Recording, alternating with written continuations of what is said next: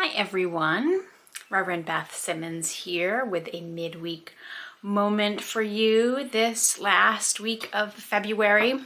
So on Sunday, I did a Time for All Ages, which I recorded, and I recorded our readings and our sermon as well. And for some reason, the camera had gotten set to record at half speed with no sound.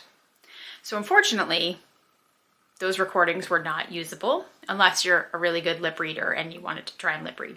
But I had recorded the Time for All Ages because I really wanted to share it. I thought it was an important and fairly subversive message.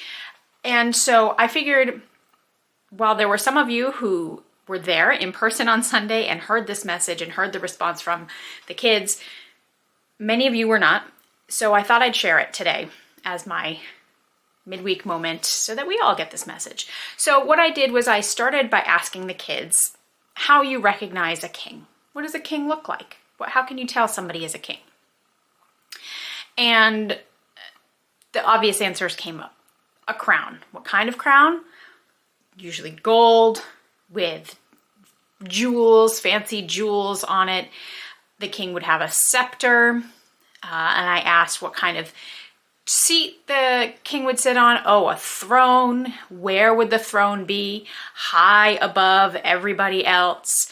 The king would have purple, a big purple robe on. There would be big announcements when the king entered a room, and everybody would bow. When you connect or you make contact with the king, you are expected to bow. Even in the present day, you are expected to do so. And so we went on a couple, and who makes the rules? A king gets to make all the rules. Do we vote? No, we do not vote for king's rules. They just get to say stuff, and people are expected to obey without question. They eat separately from everyone else, so they may be in even a big banquet hall, but again, they sit at a table that is higher and away from all the common people. And we gave some more examples like that.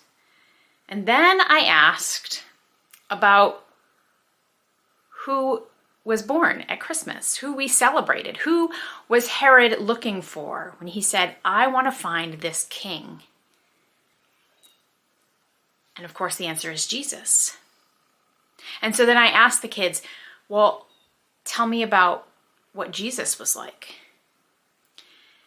And so we talked about that, about how Jesus was someone who did not separate himself from everybody, but went in and among the people, how he welcomed children to come to him and be blessed. He was among those who were outcast from society. He touched the sick people that everyone was told not to touch and not to be around. And he ate meals. He shared meals with everyone. And rather than having people bow down to him, we talked about a story that comes up in a few weeks at the end of Lent as we prepare for Jesus' crucifixion, of the story of one of the stories of Jesus' last night when he kneels down and washes the feet of his disciples, showing them how they are to be in the world. If they are going to be his followers, his subjects, if he is king, then this is how they are to be with others, to not raise themselves above, but to serve and be humble. And one of the kids did raise the issue of Peter and how Peter wanted to be washed all over. And I said, yes, well, Peter always just takes it a little too far, which is a funny story. And if you don't know that story, Jesus washes Peter's feet, and Peter says, no, you can't wash my feet. And he said, well, unless I wash your feet, you have no part of me.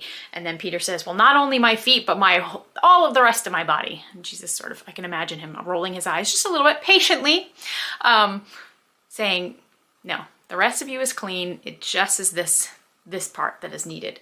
But I just wanted to offer that contrast to the kids and to the adults as we are bombarded with messages about kings and people wishing to be kings, to have a steadfast, unarguable say in what happens apart from other people, hoarding wealth, seeing themselves as better than others. Many of these people also claim to be Christians, i.e., followers of Jesus. And that is just not possible. You cannot be a follower of Jesus and act like a king of the world. You are supposed to act like Jesus as king. In a sermon I did on this fairly early in my time as a parish pastor, one of the things I did was we had a big trumpet thing, one of those big, like they have in royal days, right? And I had a purple crown and sort of all these symbols and trappings of kingship. And then I brought out other symbols that might be symbols of Jesus's kingship. A towel, a hammer, a bowl, a spoon. These are the symbols of the kingdom of God. The kingdom of God is not built on wealth and on elitism and on separating ourselves from others, and in particularly those on the margins, those who are foreigners, those who are immigrants, those with disabilities, LGBTQIA+ folks.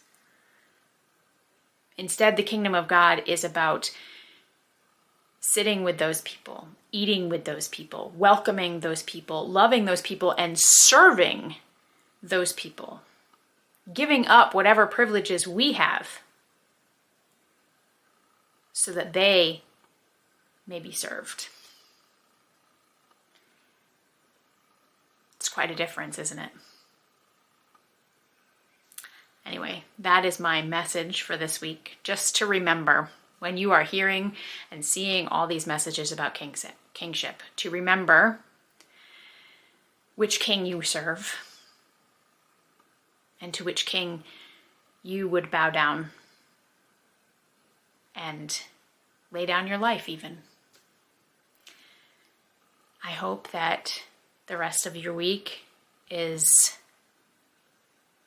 filled with signs of hope and glimmers of joy and moments of peace, and if possible, acts of service and resistance. Be well.